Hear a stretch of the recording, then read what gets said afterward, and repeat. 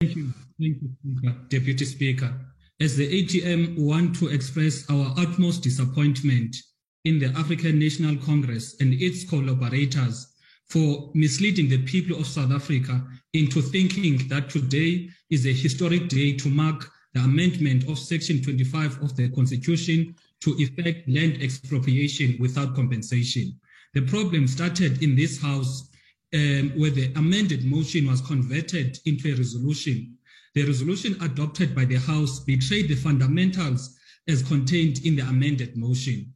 In short, substituting expropriation without compensation with expropriation with nil compensation is the essence of the sham.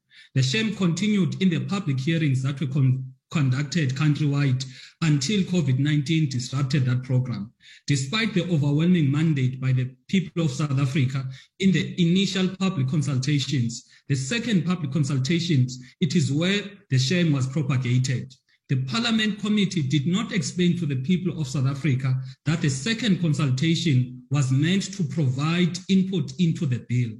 People were confused as to why they were being asked about what they'd already given mandate for, and some wishy-washy answer was given, and the bill was not even circulated, explained, or discussed. To therefore come here and claim that public consultations on the bill were conducted is pure lies and misrepresentation.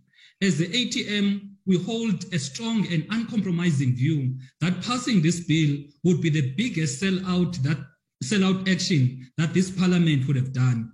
Passing this bill means 5 things. Number one, the principle to compensate continues to be entrenched. Secondly, the market value considerations continue to be entrenched.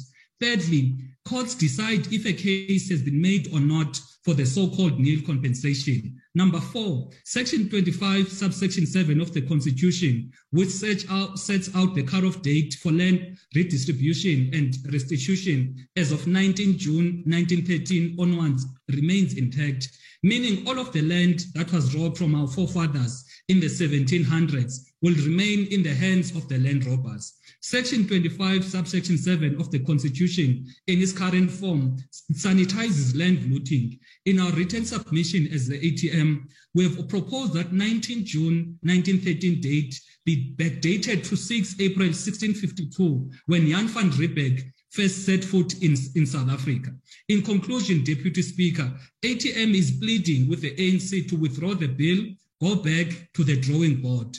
And this bill must be withdrawn and sent back to the people of South Africa for their input to achieve the mandate they've been given. As the ATM, we are offering our votes and our support on a bill that is genuine, a bill that will benefit the people of South Africa, not into esibonayo. Umhlaba makabuye ebantwini balapha eSouth Africa. Enkosi.